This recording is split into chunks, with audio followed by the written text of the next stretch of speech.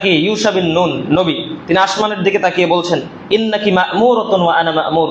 সূর্যের দিকে তাকিয়ে বলছেন যে সূর্য, তুইও যার কথায় ওঠো এবং ডোবো, আমিও তার কথায় চলি। এরপরে তিনি আল্লাহর কাছে বলছেন, আল্লাহুম্মা হবিসহা আলাইয়া, যে আল্লাহ আপনি সূর্যকে আমাদের মাথার উপরে থামিয়ে দেন। এই কথা বলতে দেরি সূর্য এমন ভাবে স্থির হয়ে গেছে যে তারা যুদ্ধ শেষ করছে, এরপরে সূর্য ডুবছে। আল্লাহু আকবার। এটা হচ্ছে ইয়াকিন। তার ইয়াকিনের লেভেলটা এত উঁচুতে ছিল যে তিনি কথা বলার সাথে সাথে আল্লাহ তাআলা গ্রহণ করে নিয়েছেন।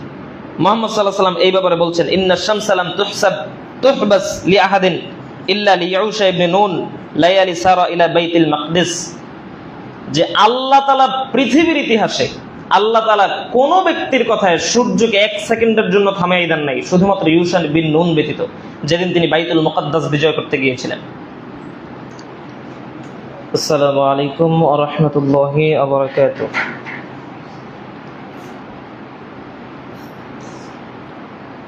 আলহামদুলিল্লাহ, ইন্নাল হামদালিল্লাহ নাহমাদুহু ওয়া নাস্তাঈনুহু ওয়া নাস্তাগফিরুহু ওয়া নু'মিনু বিহি ওয়া নাতাওয়াক্কালু আলাইহি ওয়া নাউযু বিল্লাহি মিন শুরুরি আনফুসিনা ওয়া মিন সাইয়্যিআতি আ'মালিনা।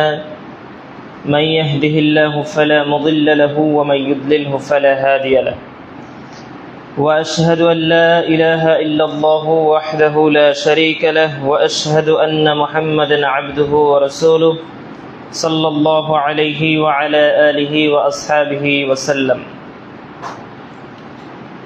قال الله تعالى في كلامه المجيد: يا أيها الناس اتقوا ربكم الذي خلقكم من نفس واحدة وخلق منها زوجها وبث منهما رجالا كثيرا ونساء واتقوا الله الذي تساءلون به والأرحام إن الله كان عليكم رقيبا. يا أيها الذين آمنوا اتقوا الله وقولوا قولا سديدا يصلح لكم أعمالكم ويغفر لكم ذنوبكم ومن يطع الله ورسوله فقد فاز فوزا عظيما. وقال الله تعالى في كلامه المجيد والفرقانه الحميد: أعوذ بالله من الشيطان الرجيم. والذين يؤمنون بما أنزل إليك وما أنزل من قبلك وبالآخرة هم يوقنون.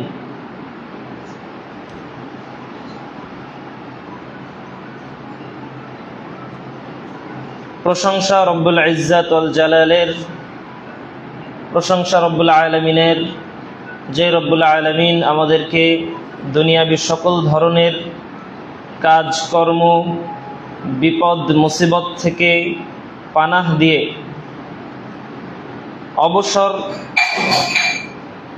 অবসরতার মতো একটি নিয়ামত দান করে মসজিদমুখী হওয়ার তৌফিক প্রদান করেছেন। দুনিয়াবি সকল ধরনের ব্যতিব্যস্ততা থেকে ফারিক করে মসজিদে এসে বসে কোরআন সুন্নাহ থেকে কিছু কথা শোনার তৌফিক প্রদান করেছেন। সেই মহান রব্বুল ইজ্জাত ওয়াল জালালের দরবারে একবার কালিমাতুশ শুকর আদায় করি, বলি আলহামদুলিল্লাহ। শান্তির ধারা অবতীর্ণ হোক মুহাম্মদ সাল্লাল্লাহু আলাইহি ওয়াসাল্লাম, যিনি মানবতার মুক্তির দূত, খাতামুল মুরসালিন, সৈয়দুল আম্বিয়া,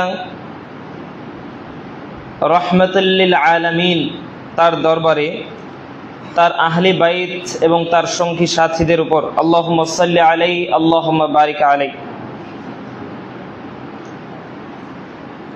সম্মানিত মসজিদের মুসল্লি, আজকে আমরা আলোচনা করব ইমানের খুবই গুরুত্বপূর্ণ একটি টপিক নিয়ে, ইমানের খুবই গুরুত্বপূর্ণ একটি অংশ নিয়ে। আমরা যেই ইমানটাকে শুধুমাত্র আল্লাহতে বিশ্বাস, একক আল্লাহে বিশ্বাস এবং মুহাম্মদ সাল্লাল্লাহু আলাইহি ওয়াসাল্লাম এর সামান্য নাম পরিচিতির মধ্যে যে ইমানকে সীমাবদ্ধ করে দিয়েছি, সেই ইমানের 9টি শর্ত, যার মধ্যে একটি হচ্ছে ইয়াকিন। ইয়াকিন শব্দের অর্থ হচ্ছে নিশ্চয়তা, দৃঢ় বিশ্বাস, যেই বিশ্বাস সন্দেহাতীত, যাতে কোনো সন্দেহের বিন্দুমাত্র অবকাশ নেই, সেই ঈমানের নাম হচ্ছে ইয়াকিন। আজকে আমরা এমন একটি গুরুত্বপূর্ণ বিষয় নিয়ে আলোচনা করব, যেই গুরুত্বপূর্ণ বিষয়টা হচ্ছে ঈমানের প্রাণ, যেই ঈমানকে আমরা মুক্তির দিশা হিসেবে বেছে নিয়েছি, সেই ঈমানের প্রাণ, রূহ হচ্ছে ইয়াকিন।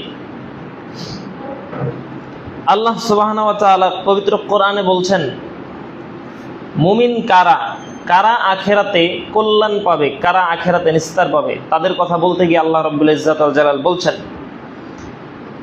আলিফ লাম মিম যালিকাল কিতাবু লা রাইবা ফি, নিশ্চয়ই এটি এমন একটি কিতাব যাতে বিন্দু পরিমাণ সন্দেহ নেই এবং সন্দেহ থাকারও কোনো সম্ভাবনা নেই। আল্লাহ বলছেন হুদাল লিল মুত্তাকিন, এই কোরআনকে আমি মুত্তাকিদের জন্য হেদায়েত স্বরূপ বানিয়েছি। এই মুত্তাকি কারা? আল্লাহ বলছেন আল্লাযীনা ইউমিনুনা বিল গায়ব, যারা গায়েবের উপরে বিশ্বাসী তারা।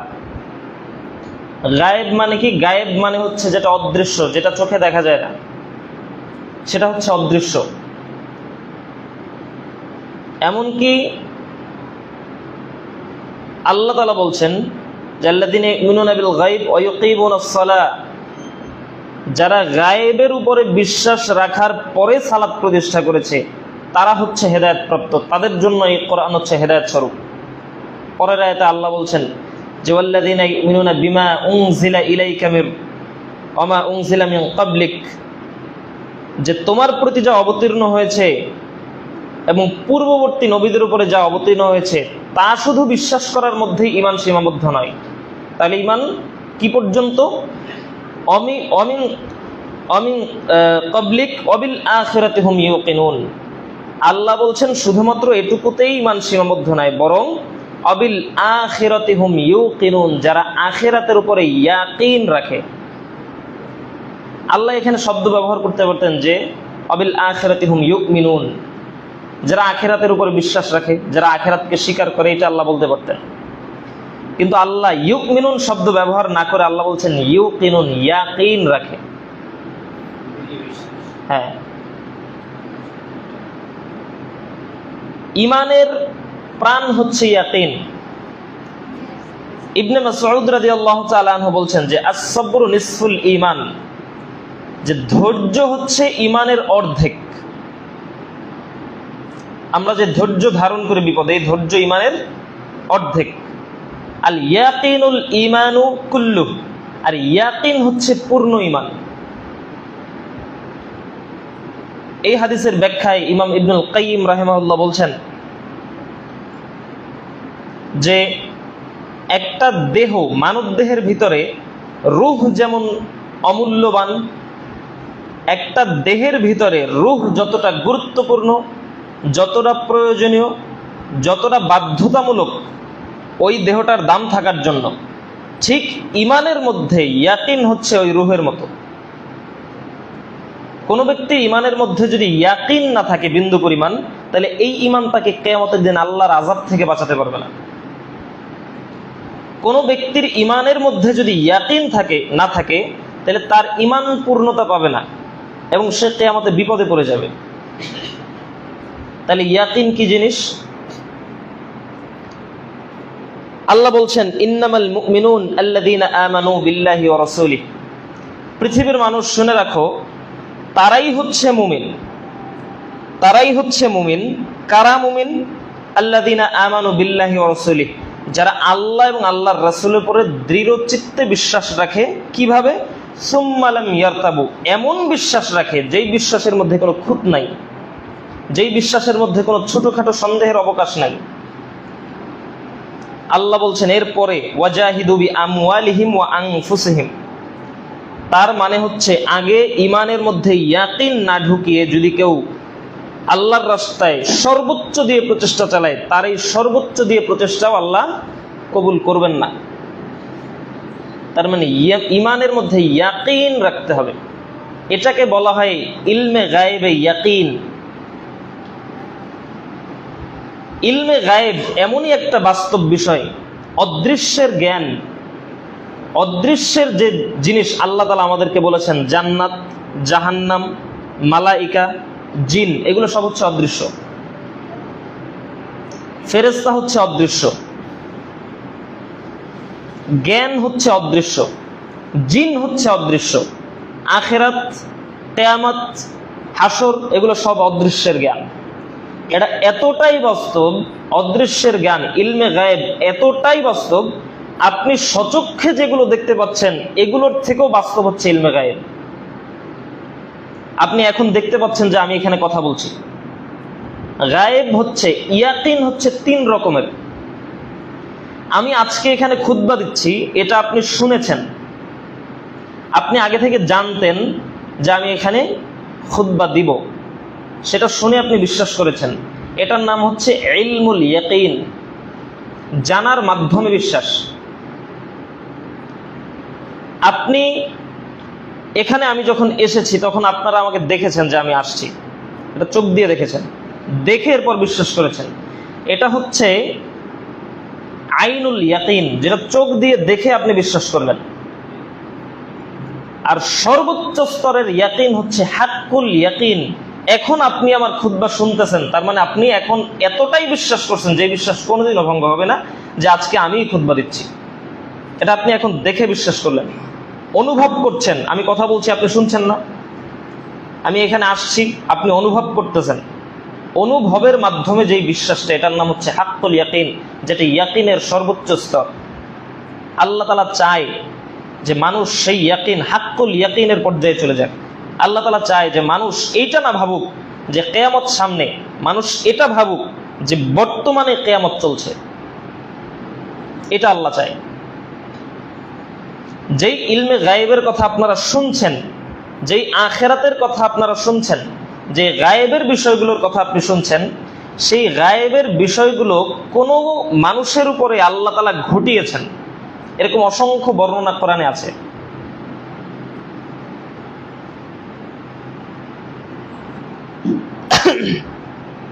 আমরা কয়েকটি উদাহরণ দেখে নেব আগে, যে ইলমে গায়েব কতটা বাস্তব। পবিত্র কোরআনে মূসা আলাইহিস সালাতু ওয়াস সালামের ঘটনার ব্যাপারে আল্লাহ তাআলা বলছেন মূসাকে, যে মূসা ইযহাব ইলা ফিরআউন ইন্নাহু তাগা, মূসা তুমি ফিরআউনের কাছে যাও, ফিরআউনের কাছে দাওয়াত নিয়ে যাও। তখন মূসা বলছেন, আল্লাহ আমার অন্তরে ভয় আছে, ফিরআউনের কাছে যে আমি যাব আমার অন্তরে কি আছে? ভয় আছে। এরপরে মূসা বলছেন, রব্বিশ রাহ লি সাদরি, আমার এই ভয়টাকে দূর করে আমার বক্ষটাকে প্রশস্ত করে দাও। তো আল্লাহ তাআলা মূসা আলাইহিস সালাতু ওয়াস সালামের ঈমানটা যেন ইয়াকিনের স্তরে চলে যায়, এজন্য আল্লাহ তাআলা মূসাকে ফিরআউনের সামনে, অথবা আল্লাহ তাআলা তাকে পরীক্ষা করার জন্য, যে তোমার যেহেতু তুমি ভয় পাচ্ছ ফিরআউনের কাছে যেতে, তার মানে তোমার ইয়াকিন হচ্ছে দুর্বল, তার মানে তোমার ঈমানের মধ্যে ইয়াকিন লাগবে ফিরআউনের কাছে যেতে। উনি কেন বা ভয় পাবে না? উনি এমন একটা কওমের সদস্য যেটা হচ্ছে গোলাম কওম। আল্লাহ তাআলা পবিত্র কোরআন বলছেন, ইউযাব্বিহুনা আবনাআকুম ওয়া ইস্তাহিয়ুনা নিসাআকুম। মূসা আলাইহিস সালাম যেই বনি ইসরাইলের নেতা, সেই বনি ইসরাইলের উপরে 144 ধারা জারি করা, যে বনি ইসরাইলের মধ্যে যদি কোনো পুরুষ সন্তান পাওয়া যায় তাকে স্পষ্ট জবাই করা হবে। ওয়াস্তাহিয়ুনা নিসাআকুম, যদি মেয়ে পাওয়া যায় সেটাকে শুধুমাত্র জীবিত রাখা হবে। উনি সেই কওমের একজন সদস্য, সেই কওমের একজন পুরুষ, মানে ওকে পাওয়া মাত্র জবাই করা হবে। অন্যদিকে সেই বনি ইসরাইলের এক খাদেমের সাথে ফিরআউনের এক কর্মীর একটু তর্কাতর্কি হওয়ার কারণে মূসা আলাইহিস সালাম সেখানে গিয়ে ওই যে ফিরআউনের যে কর্মকর্তা ছিল, ফিরআউনের নিয়োগপ্রাপ্ত, তাকে দিল এক থাপ্পড়, এক থাপ্পড়ে ওখানে জায়গায় ডেড। কথা কি বুঝতেছেন? ফিরআউনের একজন দায়িত্বশীল, ফিরআউনের নিয়োগ দেওয়া একজন স্যার যেটাকে বলা হয়, আর বনি ইসরাইলের একজন সাধারণ মানুষের মধ্যে তর্কাতর্কি হচ্ছে। তো মূসা আলাইহিস সালাম ওই পাশ দিয়ে হেঁটে যাচ্ছিলেন, যেটা কোরআনে আল্লাহ তাআলা বলেছেন। হেঁটে যাওয়ার সময় মূসা আলাইহিস সালাম তো অনেক রাগী মানুষ ছিল, তো দেখতেছে যে এরকম তর্কাতর্কি হচ্ছে, দোষ হচ্ছে ফেরাউনের ওই লোকের। তো মুসা আলাইহিস সালাম রাগ করে দিল এক থাপ্পড় ওখানে জায়গায় মারা গেছে লোকটা। এখন বলেন তো, মুসাকে যদি ফেরাউন পায় তাহলে কি করবে? বুঝেন নাই কথা? একদিকে তার উপরে এমন ধারা জারি করা তার জাতির উপরে যে তাকে পেলে জবাই করবে, অন্যদিকে সে আবার ফেরাউনের এক লোককে থাপ্পড় মেরে ফেলেছে, তো তাকে পাওয়া মাত্র ফেরাউন ফাঁসি দিবে। অন্যদিকে তাকে ফেরাউন এত স্পষ্টভাবে, এত ক্লিয়ার ভাবে চেনে যে মুসা আলাইহিস সালাম বড় হয়েছে ওই ফেরাউনের ঘরে। এবার বলেন আপনি যে ঘরের কর্তা, অন্যদিকে সে এমন একজন স্বৈরাচারী শাসক যে তাকে পেলে জবাই করতে পারে, এমন একজন স্বৈরাচারী শাসক, এমন একটা মানে ফেরাউনের ভাষায় মুসা এমন একটা অন্যায় করে বসছে যে মুসাকে ফাঁসি দিতে হবে। তো সেখানে আল্লাহ তাআলা মুসাকে বলছে যে মুসা, তুমি ফেরাউনের দরবারে সোজাসুজি গিয়ে এরপর দাওয়াত দাও ইসলামের। কথা বুঝছেন? তো আল্লাহ বলছেন যে এত বড় ভয়ের মধ্যে, মানে বিষয়টা এরকম যে আমেরিকার প্রেসিডেন্ট যে ডোনাল্ড ট্রাম্প, মানে ওকে আমি একটা থাপ্পড় দিয়েছিলাম একদিন, এখন আপনি বলতেছেন যাও যাইয়ে তারে দাওয়াত দিয়ে নিয়ে আসো, আমাকে আবার তার কাছে পাঠাইতেছেন, এরকম একটা বিষয়। তো আমার থেকেও মুসা, আমার থেকেও এখন যতটা শক্তি আপনার আছে, তারেক রহমান সাহেব যদি এখানে আসে তাহলে এসে দুইটা আপনি কথা বলতে পারবেন, তার সামনে তো আসতে পারবেন, সেই সুযোগ আপনার আছে। কিন্তু মুসার সেই সুযোগও নাই যে সামনে দাঁড়াবে। তখন মুসা বলছেন, আল্লাহ আমার অন্তরকে প্রশস্ত করে দেন। তো মুসাকে আল্লাহ তাআলা বলছেন যে তোমার ঈমানটা ইয়াকিনের পর্যায়ে যদি যায়, তখন তুমি সাহস করবা মুসার কাছে যেতে, ফেরাউনের কাছে যেতে। তখন তুমি বুঝতে পারবা যে ফেরাউনের যে সিংহাসন, ফেরাউনের যে ক্ষমতা, এগুলো তুচ্ছ, এগুলো কিচ্ছু না। তো আল্লাহ তাআলা বলছেন যে ওমা তিলকা বিয়ামিনিকা ইয়া মুসা, মুসা তোমার হাতে ওটা কি? তখন মুসা আলাইহিস সালাম বলছেন যে হিয়া আসায়া আতাওয়াক্কাউ আলাইহা, যে আমি যেই আমার হাতে একটা লাঠি আছে, এই লাঠিতে আমি ভর দিয়ে দাঁড়াই। এরপরে বলছেন যে ওয়া আহাসসু বিহা আলা গানামি, এই লাঠির মাধ্যমে আমি আমার বকরির পালকে পাতা পেরে এরপরে খাওয়াই। এটা আল্লাহ কোরআনে বলছেন। এরপরে তিনি বলছেন যে ওয়ালিয়া ফিহা মাআরিবুল উখরা, এছাড়াও এই লাঠিটা আমার বিভিন্ন কাজে ব্যবহার হয়। তখন আল্লাহ বলছেন যে আলকিহা ইয়া মুসা, তোমার এই লাঠিটা নিচে ছেড়ে দাও মাটিতে। তো যখন মুসা লাঠিটা নিচে ছেড়ে দিল, ফালকাহা ফাইযা হিয়া হাইয়াতুন তাসআ, যখনই মাটিতে ছেড়ে দিল বিশাল এক সাপে পরিণত হয়ে গেল। আল্লাহু আকবার। তো মুসা তো ভয় পেয়ে গেল সাপ দেখে, যে বাপরে বাপ, এটা কেমন কথা, যেই লাঠিটা আমি 15-20 বছর 30 বছর ধরে ব্যবহার করতেছি, ওইটা জান্নাত থেকে আসাও যদি লাঠি, তো আল্লাহ যদি বলতো যে তোমার একটা লাঠি দিলাম, এটা একটা ম্যাজিক্যাল লাঠি, ছেড়ে দিলেই সাপ হয়ে যাবে, তাহলে ইয়াকিন অর্জন হতো না। মুসার হাতে থাকা লাঠি, যেই লাঠি তিনি 30-40 বছর ধরে ব্যবহার করতেছেন, সেই লাঠি বলতেছে ওইটা তোমার হাতে কি? বলছে লাঠি, এটা দিয়ে আমি পাতা পেরে দেই, ওই জঙ্গল থেকে টোকাই আনছিলাম। তো আল্লাহ বলছেন ওইটা ছেড়ে দাও, দেখবা যে সাপ হয়ে গেছে। তো এরপরে মুসা ভয় পাওয়ার পর আল্লাহ বলছেন যে খুদ হা, এইটা তুমি হাত দিয়ে ধরো, ওয়ালা তাখাফ, ভয় পেও না, যখন তুমি এইটা ধরবা, সানুঈদুহা সিরাতাহাল উলা, যদি এটা লেজ ধরে তুমি তুলে ফেলো তাহলে দেখবা যে আগের মতো লাঠি হয়ে গেছে। তো এটা ছিল মুসা আলাইহিস সালামের ঈমানটাকে ইয়াকিনের স্তরে নেয়ার জন্য আল্লাহ তাআলার একটা পরীক্ষা, আল্লাহ তাআলার একটা নিদর্শন। তো ওই ভয়ে, যখন তার অন্তরে ভয় কাজ করতেছে যে ফেরাউনের সামনে আমি গেলে তো আমাকে হত্যা করা হবে, তখন তিনি দেখতেছে যে তার সাধারণ একটা লাঠিও এত শক্তিশালী হয়ে গেল যে ফেরাউনের মতো 3টাকে গিলে ফেলতে পারবে। এটা হচ্ছে গায়েব, যেটা আপনি সরাসরি দেখেন তার থেকেও উপরে। যেটা আপনি সরাসরি দেখেন যে একটা অজগর সাপ ছোট্ট একটা সাপকে গিলে খাচ্ছে, এটার থেকেও বেশি বাস্তব যে একটা লাঠি কয়েকশো সাপকে গিলে খেয়ে ফেলতে পারে, ফেরাউনকে পর্যন্ত গিলে খেয়ে ফেলতে পারে। এটা অকল্পনীয়, আপনি আমি শুনছি, কিন্তু কোন মানুষ, কোন নবী এটা দেখেছে, তার মধ্যে মুসা আলাইহিস সালাম একজন। ইয়াকিনের উদাহরণ কোরআনে আল্লাহ অন্য জায়গায় দিচ্ছে ইব্রাহিম আলাইহিস সালাতু ওয়াস সালামের একটা ঘটনা। ইব্রাহিম আলাইহিস সালাতু ওয়াস সালাম বলছেন যে ওয়াইদা ক্বালা ইব্রাহিম, আল্লাহ বলছেন পবিত্র কোরআনে যে রব্বি আরিনি কাইফা তুহিল মাউতা। ইব্রাহিম আলাইহিস সালাম কল্পনা করছে যে আল্লাহ বলল যে আল্লাহ নাকি মৃত ব্যক্তিকে জীবিত করে ফেলবে, যেই দেহটা মাটির সাথে মিশে গেছে সেটাকে আবার কিভাবে জীবিত করবে, এটা ইব্রাহিম আলাইহিস সালাম ভাবতেছে। তো ইব্রাহিম আলাইহিস সালাম আল্লাহকে বলছে কাইফা তুহিল মাউতা, আল্লাহ কিভাবে আপনি মৃতকে জীবিত করবেন, একটু দেখান তো আমাকে। কাইফা রব্বি আরিনি, আল্লাহ আমাকে একটু দেখান। তখন আল্লাহ বলছেন ইব্রাহিম আওয়ালাম তুমিন, তুমি কি বিশ্বাস করো না যে আমি আল্লাহ মৃতকে জীবিত করতে পারি?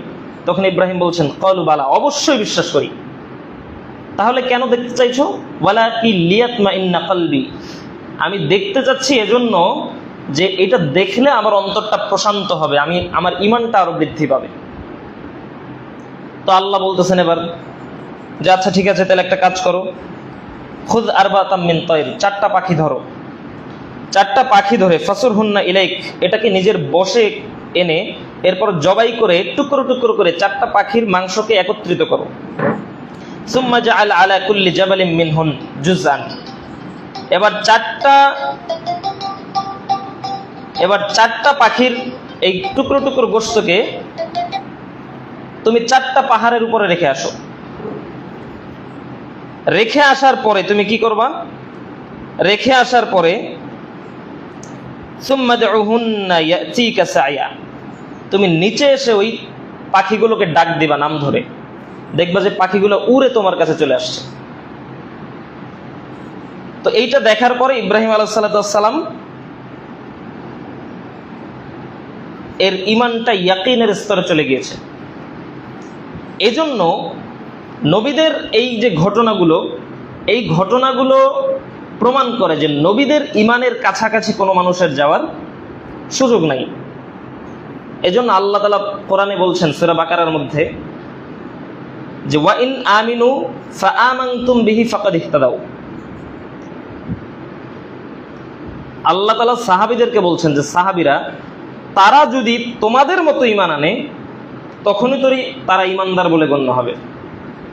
আল্লাহ তাআলা এটা বলতে পারতো না যে মুহাম্মদ সাল্লাল্লাহু আলাইহি ওয়াসাল্লাম আপনি যেভাবে ঈমান এনেছেন তারাও যদি সেভাবে ঈমান আনে তাহলে মুক্তি পাবে অথবা হেদায়েত পাবে, এটা বলতে পারতো।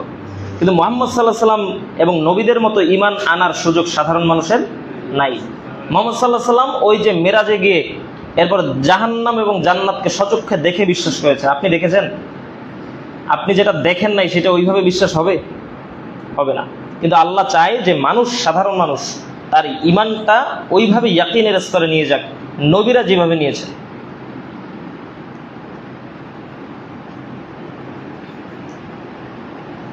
আল্লাহ তাআলা পবিত্র কোরআনে বলছেন আও কাল্লাযী মাররা আলা ক্বরিয়াতিন ওয়া হিয়া খাওয়ায়াতুন আলা উরুশিহা, যে তুমি কি সেই ব্যক্তির কথা জানো না, চিন্তা করনি যেই ব্যক্তি একজন নবী একটা ধ্বংসপ্রাপ্ত দেশের মধ্য থেকে যাচ্ছিল, এমন একটা দেশের মধ্য থেকে যাচ্ছিল যেই দেশটাকে আমি আল্লাহ ধ্বংসস্তূপে পরিণত করে দিয়েছি, এমন ভাবে ধ্বংসস্তূপে পরিণত করেছি যে চিহ্ন নাই যে কোনোদিন এখানে মানুষ বসবাস করত। তো সেই তার মধ্য থেকে হাঁটছে আর বলছে আন্না ইউহি হাদিহিল্লাহু বা'দা মাউতিহা, আল্লাহ কিভাবে এই ধ্বংসপ্রাপ্ত একটা জাতিকে আবার পুনরুদ্ধার করবে। কেউ কেউ বলেছেন এটা হচ্ছে এমন একজন নবী যার কথা পবিত্র কোরআনে যার নাম আসে নাই, এটাও একজন নবীর কথা আল্লাহ বলেছেন। তো তখন এই কথা যখন ওই নবী বলল যে এই ধ্বংসস্তূপের মতো একটা দেশ থেকে আল্লাহ কিভাবে মৃতকে আবার জীবিত করবেন, তখন আল্লাহ ফাআমাতাহুল্লাহু মিআতা আম, তখন আল্লাহ ওই নবীকেই ওই জমিনের উপরে মৃত্যু দিয়ে দিলেন 100 বছরের জন্য। কতদিন? 100 বছরের জন্য মৃত্যু দিয়ে দিলেন।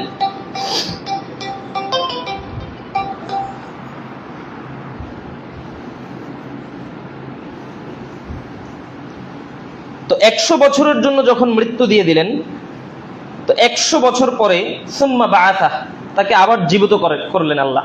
জীবিত করে এরপর আল্লাহ তাআলা জিজ্ঞেস করছেন বলো কাম লাবিস্তা, তুমি কতদিন মৃত ছিলে।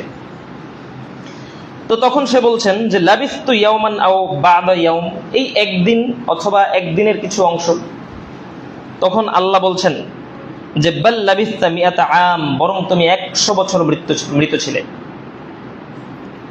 এরপর আল্লাহ বলছেন ফানজুর ইলা তাআমিকা ওয়া শারাবিক, তোমার সাথে যে খাদ্য ছিল, যে পানি ছিল, সেটার দিকে তাকাও।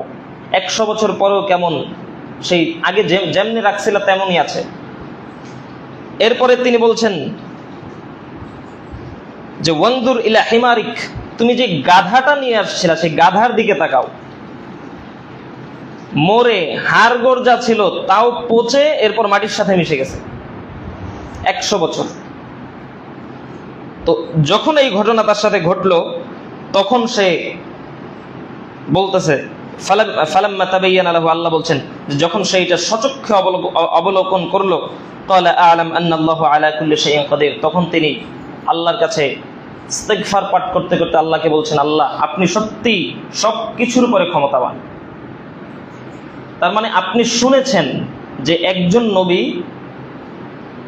জীবিত করতে পারত কিছু, কিরকম? ঈসা আলাইহিস সালাতু ওয়াস সালাম এক মুষ্টি মাটি নিয়ে যদি সেখানে ফু দিতেন, বিসমিল্লাহ বিইذনিল্লাহ, অথবা আল্লাহর নামে তুমি পাখি হয়ে যাও, এই কথা বলে যদি ওখানে ফু দিতেন, তাহলে ওইখান থেকে ওই এক মুষ্টি মাটি থেকে একটা পাখি হয়ে উড়ে যেত। এটা হচ্ছে ঈসা আলাইহিস সালাতু ওয়াস সালামের মুজিজা। তিনি যদি কোনো মৃত ব্যক্তির শরীরে কুম বিইذনিল্লাহ বলে হাত বুলিয়ে দিতেন, তাহলে সেই মৃত ব্যক্তি জীবিত হয়ে যেত। এটা ছিল তার মুজিজা। তো একজন মৃত ব্যক্তিকে আল্লাহ তাআলা সচক্ষে জীবিত করেছেন, এইটা দেখেছেন একদল মানুষ, তার মধ্যে একজন হচ্ছে ঈসা আলাইহিস সালাতু ওয়াস সালাম।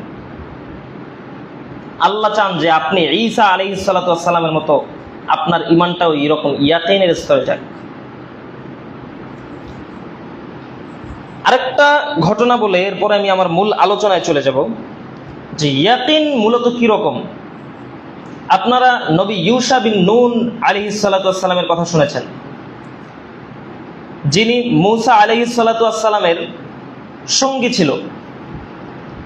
ওই যে মূসা আলাইহিস সালাতু ওয়াস সালাম যাকে নিয়ে সফরে বের হয়েছিলেন খিজির আলাইহিস সালাতু ওয়াস সালামের খোঁজে, ব্যাগ থেকে যে ভাজা মাছ মানে আবার জীবিত হয়ে বেরিয়ে আসছিল, সেই ইউশা বিন নুন হচ্ছে ইনিও একজন নবী। ইউশা বিন নুন যখন বাইতুল মুকাদ্দাস বিজয় করার জন্য তার সঙ্গী সাথীদের নিয়ে গেলেন, যুদ্ধ করতে করতে করতে করতে তখন শনিবারকে পবিত্র দিন হিসেবে ঘোষণা করা ছিল। আল্লাহ তাআলা শনিবারকে পবিত্র দিন হিসেবে ঘোষণা করেছেন বনী ইসরাইলের জন্য, যেই শনিবারে কোনো প্রাণীকে হত্যা করা যাবে না, কোনো যুদ্ধ বিগ্রহ করা যাবে না, এটা পবিত্র দিন, নিরাপত্তার দিন। তো যুদ্ধ করতে করতে এমন অবস্থায় এসে পৌঁছেছে যে সূর্য ডুবে গেলেই শনিবার। এরকম অবস্থায় তিনি চিন্তা করতেছেন যে কি করা যায়। যদি সূর্য ডুবে যায় তাহলে আমাদের যুদ্ধকে বন্ধ করে দিতে হবে, যুদ্ধ করা যাবে না। আর যুদ্ধ করতে না পারলে আমাদের পরাজয় সুনিশ্চিত। আর যদি যুদ্ধ চালিয়ে যেতে পারি তাহলে ইনশাআল্লাহ বিজয় অর্জন করব। এরকম একটা পরিস্থিতি। তো তখন তিনি আসমানের দিকে তাকিয়ে, ইউশা বিন নুন নবী, তিনি আসমানের দিকে তাকিয়ে বলছেন ইন্নাকি মা'মুরাতুন ওয়া আনা মা'মুর, সূর্যের দিকে তাকিয়ে বলছেন যে সূর্য তুইও যার কথায় ওঠো এবং ডোবো, আমিও তার কথায় চলি। এরপরে তিনি আল্লাহর কাছে বলছেন আল্লাহুম্মা হবিসহা আলাইয়া, যে আল্লাহ আপনি সূর্যকে আমাদের মাথার উপরে থামিয়ে দেন। এই কথা বলতে দেরি সূর্য এমনভাবে স্থির হয়ে গেছে যে তারা যুদ্ধ শেষ করছে, এরপরে সূর্য ডুবছে। আল্লাহু আকবার। এটা হচ্ছে ইয়াকিন। তার ইয়াকিনের লেভেলটা এত উঁচুতে ছিল যে তিনি কথা বলার সাথে সাথে আল্লাহ তাআলা গ্রহণ করে নিয়েছেন। মুহাম্মদ সাল্লাল্লাহু আলাইহি ওয়াসাল্লাম এই ব্যাপারে বলছেন ইন্না শামসা লাম তুহবাস লিআহাদিন ইল্লা লিইউশা ইবনে নুন লায়ালি সারা ইলা বাইতুল মাকদিস, যে আল্লাহ তাআলা পৃথিবীর ইতিহাসে আল্লাহ তাআলা কোন ব্যক্তির কথায় সূর্যকে 1 সেকেন্ডের জন্য থামিয়ে দেন নাই, শুধুমাত্র ইউশা বিন নুন ব্যতীত, যেদিন তিনি বাইতুল মুকাদ্দাস বিজয় করতে গিয়েছিলেন। তো এটা হচ্ছে ইয়াকিনের। এরকম অসংখ্য ঘটনা পবিত্র কোরআনে আছে, আলোচনা করতে গেলে ঘন্টার পর ঘন্টা চলে যাবে। এই কয়েকটা ঘটনার মাধ্যমে আমি যেটা আপনাদেরকে সামনে উপস্থাপন করতে চাইলাম সেটা হচ্ছে যখন আল্লাহ তাআলা ইবাদতের কথা বলছেন যে মানুষ ইবাদত করো, সালাত আদায় করো, তখন মুহাম্মদ সাল্লাল্লাহু আলাইহি সাল্লামকে এসে জিজ্ঞেস করা হচ্ছে যে মুহাম্মদ সাল্লাল্লাহু আলাইহি সাল্লাম আপনি বলেন যে ফাআখবিরনি আনিল ইহসান, ইহসান কি জিনিস, ভালো কাজ কি জিনিস, কল্যাণ কি জিনিস। তখন মুহাম্মদ সাল্লাল্লাহু আলাইহি ওয়াসাল্লাম ইহসানের সংজ্ঞা দিচ্ছেন যে আন তা'বুদুল্লাহ কাআন্নাকা তারা ফাইন লাম তাকুন তারাহু ফাইন্নাহু ইয়ারাক, যে কোনো মানুষ এমন ভাবে ইবাদত করবে আল্লাহর যে সে যেন মনে করবে যে তার সামনে আল্লাহ তাআলা দাঁড়িয়ে আছেন, আর সে দেখে দেখে আল্লাহকে সিজদা দিচ্ছে, সে দেখে দেখে আল্লাহর জন্য সিজদা করছে, আল্লাহর প্রতি অবনত হচ্ছে, এইটা যেন মানুষ অনুভব করে, এটা হচ্ছে ইহসান। সেটা যদি সে না করতে পারে তাহলে যেন এটা ভাবে যে আল্লাহ তাকে দেখছে, সেও যদি আল্লাহকে না দেখে। তার মানে হচ্ছে যেটা দেখে অনুভব করে বিশ্বাস করা যায় তার নাম হচ্ছে ইয়াকিন। আর আল্লাহ তাআলা চান যে মানুষ ঠিক সেইভাবেই ঈমানটাকে ইয়াকিনের স্তরে নিয়ে যাক যেভাবে কিছু নবীরা নিয়ে গিয়েছিল। আল্লাহ চান যে যেটা এখনো ঘটে নাই মানুষ মনে করুক যে এটা এখনই ঘটছে। আল্লাহ তাআলা বলছেন আলহাকুমুত তাকাসুর হাত্তা যুরতুমুল মাকাবির, যে অর্থ সম্পদের মোহ, দুনিয়ার সম্পদের মোহ মানুষকে অন্ধ বানিয়ে দিয়েছে, এবং এই অন্ধত্ব মানুষের থাকবে যতদিন না সে কবরের মধ্যে ঢুকছে ততদিন পর্যন্ত। এরপর আল্লাহ বলছেন এই সূরার মধ্যে আল্লাহ বলছেন যে লাতারাউন্নাল জাহিম, তোমরা নিশ্চিতভাবে দেখবে জাহান্নাম। তোমরা শুনে রাখো, তোমরা নিশ্চিতভাবে জাহান্নাম দেখবে। সুম্মা লাতারাউন্নাহা আইনাল ইয়াকিন, শুধু কি দেখবে, শুধু দেখবে না, এমন ভাবে দেখবে যে তোমার চোখের সামনে জ্বলজ্বল করতেছে, এভাবে দেখতে পাবে। এমন ভাবে দেখবে যেন তোমার ঈমানটা ইয়াকিনের স্তরে চলে যায়, ওইভাবে একদিন দেখবা। আল্লাহ তাআলা কোরআনে বলছেন, একটা উদাহরণ দেই এবার, দুই একটা আরো ক্লিয়ারলি বিষয়গুলো বোঝার জন্য। আল্লাহ তাআলা পবিত্র কোরআনে বলছেন যে পৃথিবীতে এমন কোন প্রাণী নাই, আমা মিন দাব্বাতিন ফিল আরদি ইল্লা আলাল্লাহি রিজকুহা, পৃথিবীতে এমন কোন প্রাণী নাই যেই প্রাণীর রিজিকের দায়িত্ব আমি আল্লাহ নেই, এটা কোরআনে বলছে।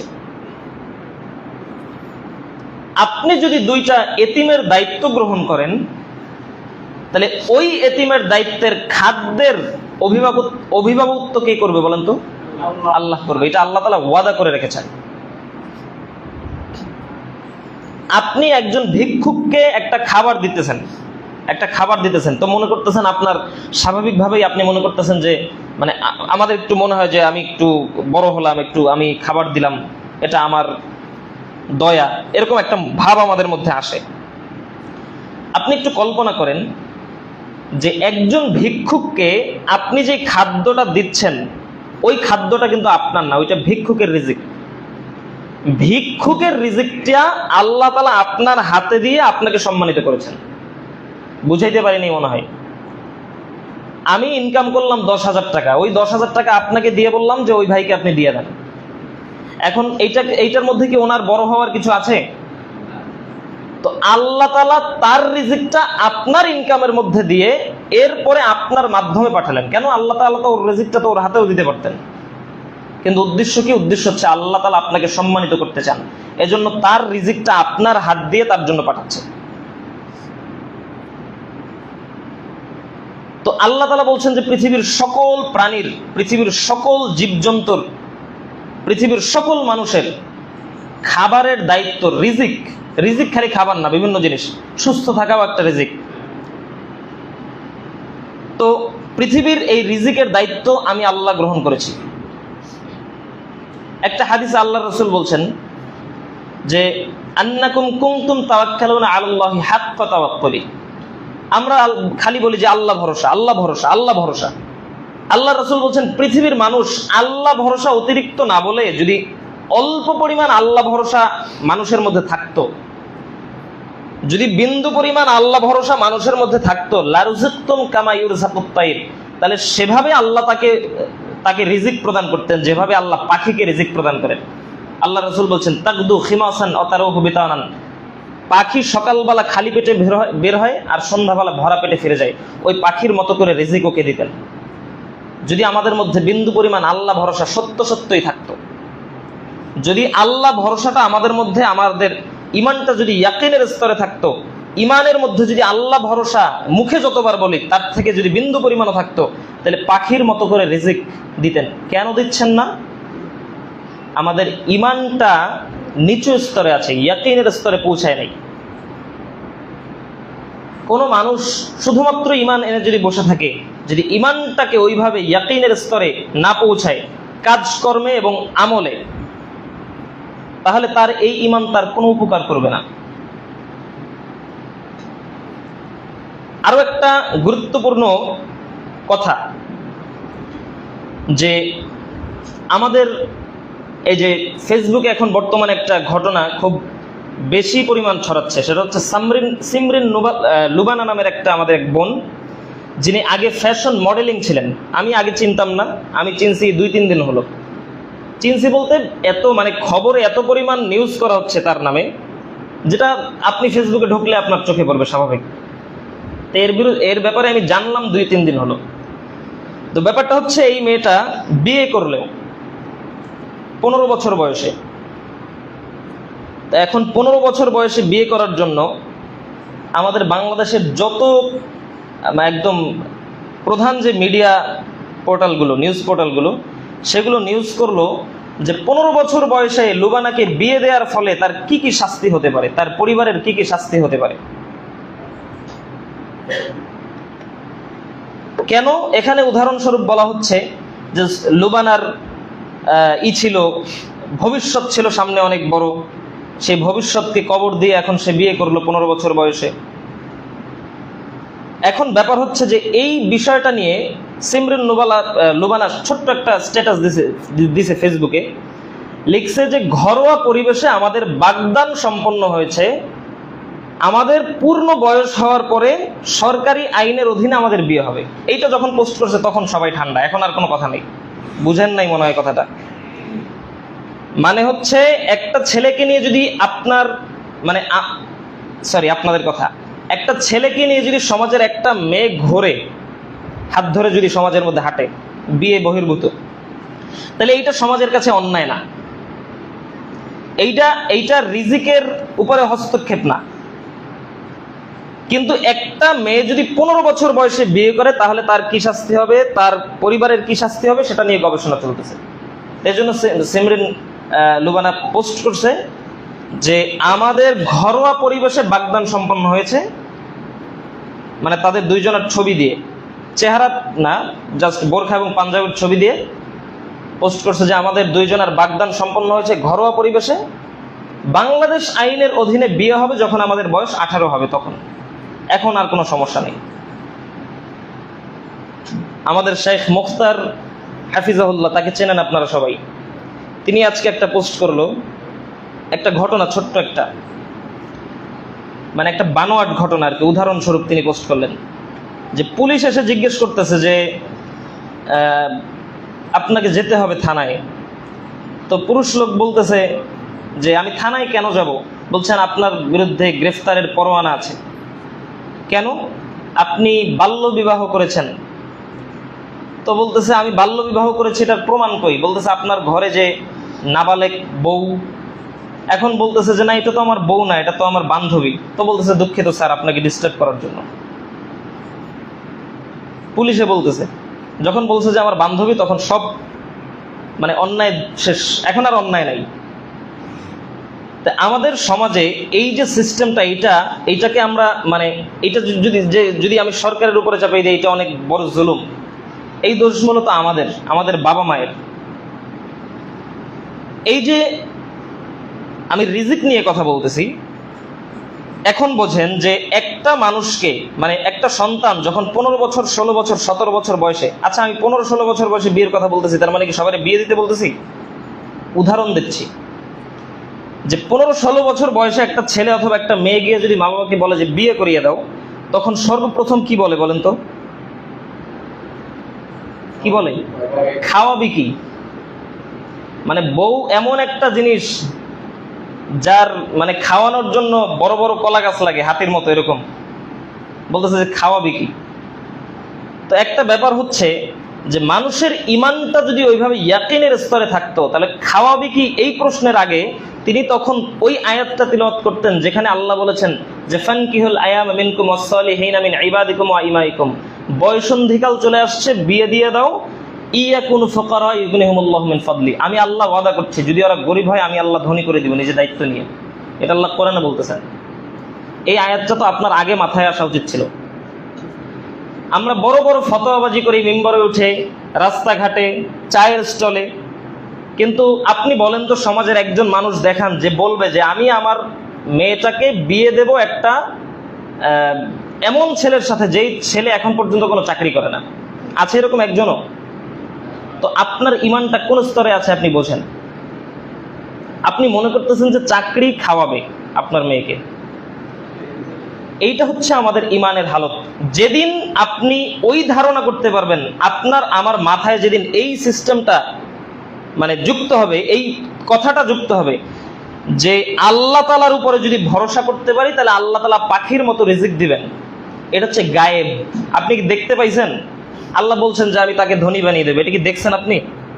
এটা আপনি শুনছেন। এখন শুনে আপনি ইলমুল ইয়াকিন অর্জন হয় নাই। এজন্য আল্লাহ তাআলা চান যে আপনি এমনভাবে ইলমুল ইয়াকিন অর্জন করেন ঠিক যেভাবে নবীরা একটা জিনিস দেখছে যেটা আপনার কাছে গায়েব মনে হয়, যে অসম্ভব কিছু মনে হয়। আল্লাহ তাআলা বলছেন বায়ুকে আমি সুলাইমান আলাইহিস সালামের জন্য অনুগত করেছি। বায়ু বাতাস, যদি বাতাসকে সুলাইমান আলাইহিস সালাম নির্দেশ দেয় যে বাতাস আমাকে ওইখানে নিয়ে চলো, তাহলে বাতাসটাকে উড়াইয়া ওইখানে নিয়ে চলে। এই ক্ষমতা আল্লাহ কাকে দিয়েছেন? এটা তো আপনার কাছে আমার কাছে কল্পনা। আপনার কাছে আমার কাছে এটা কল্পনা মনে হয় যে এটা আদৌ সত্য কিভাবে হয়। বাতাস আবার কিভাবে একটা মানুষকে স্থানান্তরিত করতে পারে? কিন্তু আল্লাহ চায় যে আপনি ওইভাবেই ইমানটাকে গ্রহণ করেন।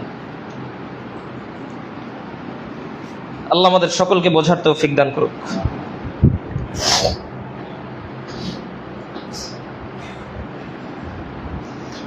আলহামদুলিল্লাহি ওয়াহদা ওয়াসসালাতু ওয়াসসালামু আলা মান লা নাবিয়্যা বা'দা ওয়া আলা আলিহি ওয়া আসহাবিহি আজমাইন ওয়া মান তাবি'আহুম বিইহসান ইলা ইয়াউমিদ্দিন, আম্মা বা'দ। ফাআউযু বিল্লাহি মিনাশ শাইতানির রাজীম। বিসমিল্লাহির রাহমানির রাহিম।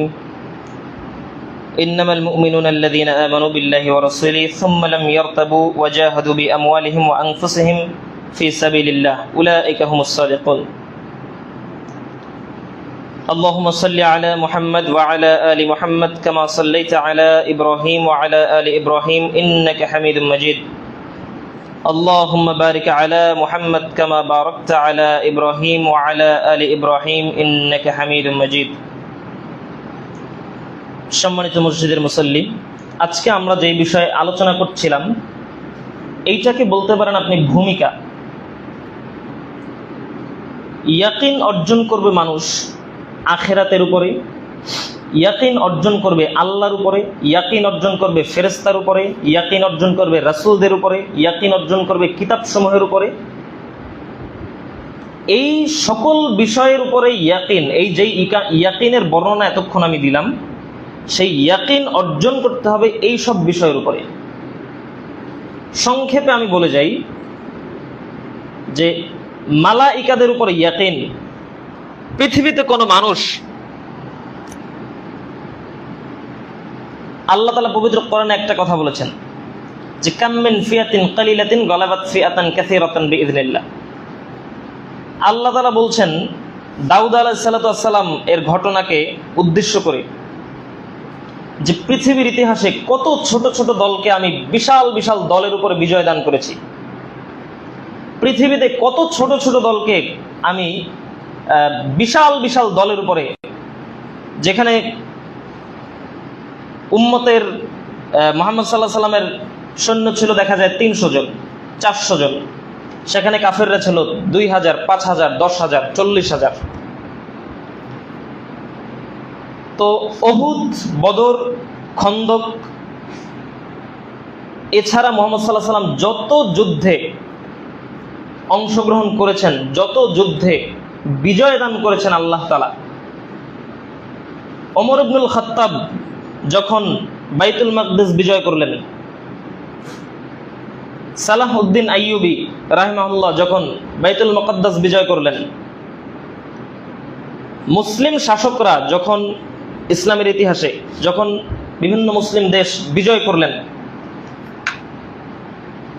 এই প্রত্যেকটা ঘটনাকে যদি আপনি সামনে এনে দেখেন তাহলে দেখবেন যে মুসলমানরা ছিল 1000, তারা বিপরীত পক্ষে ছিল 5000, মুসলমানরা ছিল 10,000, তারা ছিল 1 লক্ষ, মুসলমানরা ছিল 2000, তারা ছিল 40,000।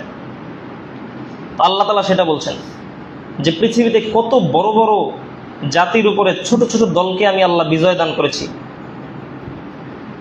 তো আল্লাহ তাআলা এই ঘটনাটা উল্লেখ করে এই কথাটা বললেন। ব্যাপার হচ্ছে, এটার একটা উদাহরণ আপনাকে দেই বোঝার জন্য। আচ্ছা, খুতবা তো 1টা পর্যন্ত, তাই না? আচ্ছা, একটা উদাহরণ দিয়ে আমি খুতবা শেষ করছি। সেটা হচ্ছে যে এক মুসলমান, হাদিসে এসেছে যে এক মুসলিম ব্যক্তি এক কাফিরকে তাড়া করতেছে, ধাওয়া করতেছে। তো ধাওয়া করতে করতে তারা দুইজন এমন গতিতে দৌড়িতেছে যে ও দৌড়িতেছে আর পিছনে মুসলমানও দৌড়িতেছে, কেউ কাউকে ধরতে পারতেছে না। তো তখন হঠাৎ করে সামনে কাফের হোঁচট খেয়ে পড়ে গেল, পড়ে গিয়ে দেখলো যে তার পা কেটে রক্ত বের হচ্ছে। তো ওই মুসলিম ব্যক্তি তখন বিব্রত ফিল করলো যে এটা কেমন কথা, আমি আঘাত করলাম না, সে কোথাও আঘাত পেল না, পড়ে গিয়ে পা থেকে রক্ত ঝরছে, এর কারণ কি? যখন এই ঘটনা মুহাম্মদ সাল্লাল্লাহু আলাইহি সাল্লামকে বললেন, তখন মুহাম্মদ সাল্লাল্লাহু আলাইহি সাল্লাম বলছেন যে ওহো, এইটা তো তৃতীয় আসমান থেকে আসা একজন ফেরেশতার আঘাত। বদরের যুদ্ধ যখন মুহাম্মদ সাল্লাল্লাহু আলাইহি সাল্লাম করছেন, তখন সৈন্য সংখ্যা কত ছিল? 313 অথবা 314। এই অবস্থায় মুহাম্মদ সাল্লাল্লাহু আলাইহি সাল্লামের বাহিনী অত্যন্ত দুর্বল, 17টা দিন সিয়াম পালন করেছে, না খেয়ে আছে। সেই দুর্বলতা অবস্থায় হাজারো সেনাবাহিনীর সামনে 313 জন লোক গেল, তার মধ্যে ওই যে হাজার হাজার সেনাবাহিনী, তাদের হাতে আছে ঢাল, তরবারি, এরপর আরো বিভিন্ন সরঞ্জাম যুদ্ধের, আর মুসলমানদের হাতে আছে খেজুরের ডাল। একদিকে তারা রোজাদার, দুর্বল শরীর, একদিকে তারা খুবই নগণ্য, তুলনায় কিচ্ছু না, অন্যদিকে তাদের হাতে কিচ্ছু নাই, শরীরে নাই বর্ম, হাতে কি? খেজুরের ডাল। সেইটা নিয়ে যখন যুদ্ধে রওনা করলেন, তখন সাহাবায়ে কেরামের একটা দল বলছেন, বর্ণনা করছেন হাদিসে, যে আমরা সামনে এগোচ্ছি আর দেখতে পাচ্ছি যে সামনে একদল, যেটা আমরা শুধুমাত্র দেখতে পাচ্ছি যে ওখানে সামনে ধুলা উড়িয়ে কি যেন চলে যাচ্ছে, কিন্তু কারা যাচ্ছে এটা দেখতে পাচ্ছি না। তো মুহাম্মদ সাল্লাল্লাহু আলাইহি সাল্লাম বলছেন, এরা হচ্ছে আল্লাহর পাঠানো ফেরেশতা। তো আপনার আমাকে এই যে এখন বর্তমান বিশ্বে 1.5 কোটি ইহুদি আর 150 কোটি মুসলমান, তার মধ্যে 1.5 কোটি ইহুদি 150 কোটি মুসলমানকে মারছে, অথচ আপনি আল্লাহর পক্ষ থেকে সাহায্য পাচ্ছেন না কেন? এটা হচ্ছে আপনার আমার ইমানের দৈন্যতার কারণে। যেদিন আপনার আমার ইমান ওই পর্যায়ে চলে যাবে, সুম্মাস্তাকামু, আল্লাহকে রব হিসেবে ঘোষণা করার পরে, আল্লাহর প্রত্যেকটা বিধানকে শক্ত করে ধারণ করার পরে, সুম্মাস্তাকামু, বরিশালের ভাষায় যেটাকে বলে যে খামি দেয়া, তো বলছে যে খামি দিয়া যারা এটার উপরে থাকতে পারবে, আল্লাহ বলছেন তাতানাজ্জালু আলাইহিমুল মালাইকা, ওদের সাহায্যের জন্য এই আজকেও বাংলাদেশে ফেরেশতা নাজিল করতে পারে আল্লাহ, যদি আপনার ইমানটা ওই পর্যায়ে চলে যায়। তো পৃথিবীর মানুষের উচিত ইমানটাকে শানিত করা, পৃথিবীর মানুষের উচিত ইমান সম্পর্কে জ্ঞান অর্জন করা, ইয়াকিন সম্পর্কে জ্ঞান অর্জন করা। পৃথিবীর মানুষ ততদিন পর্যন্ত নির্যাতিত হবে যতদিন না তার ইমানটা ইয়াকিনের স্তরে পৌঁছে। আপনি এখানে ওইখানে গান বাজতেছে, আপনি ওইখানে যাইতে ভয় পাইতেছেন কেন? যদি আপনার উপর আক্রমণ করে, গিয়ে বলবেন যে গানটা অফ করো, এটা খারাপ। এই কথাটা বললে যদি আপনার উপর আক্রমণ করে, এজন্য আপনি যাচ্ছেন না। এটা হচ্ছে আমাদের ইয়াকিন না থাকার একটা কারণ। ইয়াকিন না থাকার কারণে আমরা ওই সাহসটা সঞ্চয় করতে পারছি না। আল্লাহ আমাদের সকলকে বোঝার তৌফিক দান করুক, সকলে বলি আমিন। আজকে যেই ইয়াকিন নিয়ে আলোচনা হলো, আমি কতটুকু বোঝাতে পেরেছি আপনাদের আমি জানি না। যদি না বোঝাতে পারি, সেটা আমার ইলমের ঘাটতির কারণে। আল্লাহ তাআলা আমাদের এই বিষয়গুলো সঠিকভাবে অনুধাবন করার তৌফিক প্রদান করুক, সকলে বলে আমিন। আমাদের মধ্যে যারা অসুস্থ আছেন তাদেরকে আল্লাহ সুস্থতা দান করুক, সকলে বলে আমিন। যারা ব্যবসা বাণিজ্যের সাথে সংযুক্ত আছেন তাদের ব্যবসা বাণিজ্যে আল্লাহ তাআলা বরকত দান করুক, সকলে বলে আমিন। ইসলাম পালনের পূর্বে ইসলামের যে কোনো বিধানের উপরে আমল করার পূর্বে আমরা যেন সেই বিষয়ে সঠিক ইলম অর্জন করতে পারি, সেই তৌফিক আল্লাহ আমাদের দান করুক। আমাদের ইমানটাকে শানিত করে মুহাম্মদ সাল্লাল্লাহু আলাইহি সাল্লাম যেরকম ইমান ছিল সেই রকম ইমান তৈরি করার চেষ্টা যেন আমরা চালাতে পারি, সেই ইচ্ছা শক্তি যেন আল্লাহ আমাদের মধ্যে দান করেন, সকলে বলি আমিন। সুবহানাকাল্লাহুম্মা বিহামদিক আশহাদু আল্লা ইলাহা ইল্লা আনতা আস্তাগফিরুকা ওয়া আতুবু ইলাইক। ওয়াসসালামু আলাইকুম ওয়া রাহমাতুল্লাহি ওয়া বারাকাতুহু।